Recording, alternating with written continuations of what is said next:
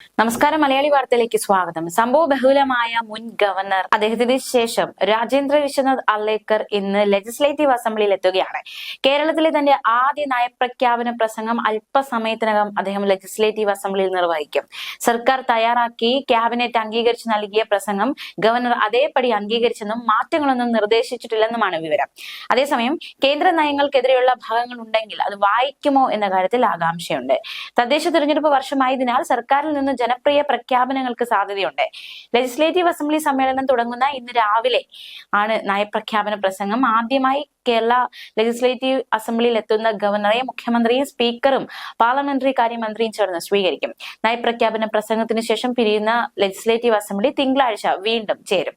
അതേസമയം സർവകലാശാലകളിലെ vice chancellor നിയമനവുമായി ബന്ധപ്പെട്ട് ഗവർണർക്കെതിരെയുള്ള നിയമ പോരാട്ടത്തിന് സുപ്രീം കോടതിയിൽ സംസ്ഥാന സർക്കാർ ചെലവാക്കിയത് 75 ലക്ഷത്തോളം രൂപ എന്ന കണക്ക് പുറത്ത്.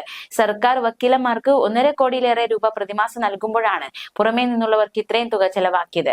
അധ്യാപക നിയമനത്തിന് കോഴ വാങ്ങിയെന്ന കേസിൽ KM ഷാജിക്കെതിരെ 11 ലക്ഷം രൂപ മുടക്കിയാണ് പുറമേ നിന്നും വക്കീലന്മാരെ കൊണ്ടുവന്നത്. പ്രമാദമായ പല കേസുകളിലും സംസ്ഥാന സർക്കാരിന് വേണ്ടി വാദിക്കാൻ പുറമേ നിന്നുള്ള വക്കീലന്മാർ എത്താറുണ്ട്. ലക്ഷങ്ങളാണ് ഇങ്ങനെ ഹാജരാകുന്ന വക്കീലന്മാർക്ക് നൽകാറുള്ളത്. ഇത്തരത്തിൽ പുറമേ നിന്നുള്ള വക്കീലന്മാർ ഹാജരായ 2 കേസുകളുടെ വിശദാംശങ്ങളാണ് ഇപ്പോൾ പുറത്തു വന്നിട്ടുള്ളത്. വൈസ് ചാൻസലർ നിയമനവുമായി ബന്ധപ്പെട്ട് ചാൻസലർ കൂടിയായ മുൻ ഗവർണർ തുടർച്ചയായ നിയമ പോരാട്ടങ്ങൾ നടത്തിയിരുന്നു. ഹൈക്കോടതിയിൽ സംസ്ഥാന സർക്കാരിന് ശമ്പളം പറ്റുന്ന വക്കീലന്മാരാണ് ഹാജരായതെങ്കിലും സുപ്രീം കോടതിയിൽ എത്തിയപ്പോൾ കഥ മാറി.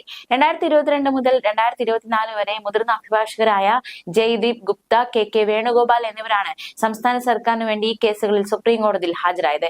74,70,000 രൂപയാണ് ഫീസ് ഇനത്തിൽ ഇവർക്ക് നൽകിയത്. അധ്യാപക നിയമനത്തിന് കോഴ വാങ്ങിയെന്ന കേസിൽ KM ഷാജിക്കെതിരെ ഹാജരായ മുതിർന്ന വക്കീൽ നീരജ് കിഷൻ കൌളിന് 11 ലക്ഷം രൂപയാണ് നൽകിയതെന്ന് വിവരാവകാശ നിയമപ്രകാരം കിട്ടിയ രേഖകൾ വ്യക്തമാക്കുന്നുണ്ട്. സംസ്ഥാന സർക്കാരിന് സ്വന്തമായി 138 അഭിഭാഷകരുണ്ട്. ഇവർക്ക് പ്രതിമാസം 1,55,30,000 രൂപയാണ് ശമ്പളമായി നൽകുന്നത്. എന്നിട്ടാണ് കേസ് വാദിക്കാൻ പുറമേ നിന്ന് അഭിഭാഷകരെ കൊണ്ടുവരുന്നത് എന്നാണ് വിമർശനം. അതേസമയം സംസ്ഥാന സർക്കാരിനെതിരെ വാദിക്കാൻ പുറമേ നിന്ന് അഭിഭാഷകരെ കൊണ്ടുവന്ന വകയിൽ മുൻ ഗവർണർ എത്ര രൂപ ചെലവാക്കിയെന്ന ചോദ്യത്തിന് അത് ക്രോഡീകരിച്ച് സൂക്ഷിച്ചിട്ടില്ല എന്നാണ് രാജ്ഭവന്റെ മറുപടി.